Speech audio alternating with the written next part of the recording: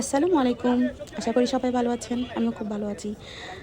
কী আর বলবো, দুঃখের কথা, আমার মতো গৃহিণী যারা আছেন তাদের লোক কোনো দিন রোজ ডে, গোলাপ ডে আর টেডি ডে আর চকলেট ডে এসব আইয়ে না।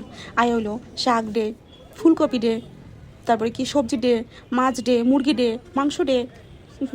আর কি বলবো, আমি সবজি বাজারে গেছিলাম, তখন যাই দেখি সরিষা ফুলগুলো টুনটুন করে আমার দিকে তাকাই আছে। তো আমার দেখা খুবই ভালো লাগলো, তো আমি নিয়ে নিলাম।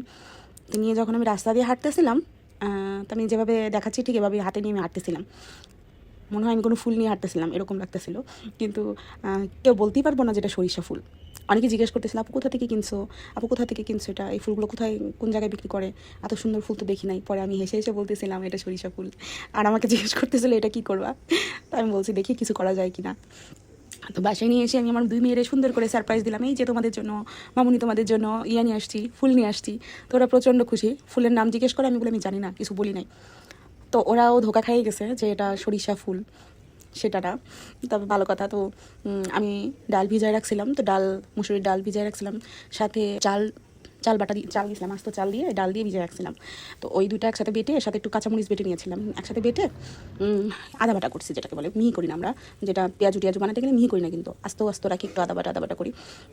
ওরকম করে বেটে নিছিলাম, সাথে একটু কুচি পেঁয়াজ দিছি, আর এই সরিষা ফুল মাখায়ে ঝাঁকানাকা করে মাখাইয়ে এরকম ডুবো তেলের মধ্যে ভেজে নিছি। এত মজা হয়েছে, কি আর বলবো।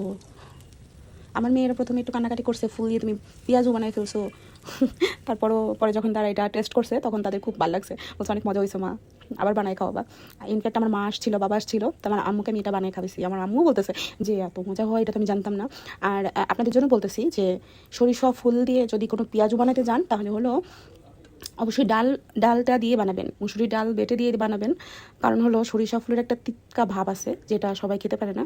তো এই ডাল দিয়ে, আর ডালের সাথে যদি একটু চাল, পোলার চাল হলে বেশি ভালো হয়, নর্মাল চাল হলেও ভালো হয়, আমরা ভাতের যে চাল খাই সেই চাল হলেও ভালো হয়। তো ওই চাল একটু ভিজায় রাখবেন, আর যখন বাটবেন তখন ওটাতে চালটা হয়ে যাবে মিহি, সমস্যা নাই।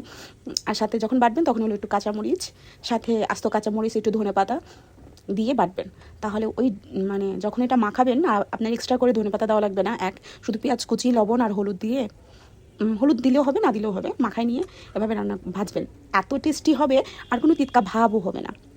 সরিষা ফুলের যে একটা তিতকা ভাব আছে, তিতা একটা ভাব আছে, সেটাও হবে না, তেতো লাগবে না, অন্যরকম টেস্ট লাগবে। আর কচি ফুলগুলো নেওয়ার চেষ্টা করবেন। আশা করি সবার ভালো লাগবে আমার এই রেসিপি।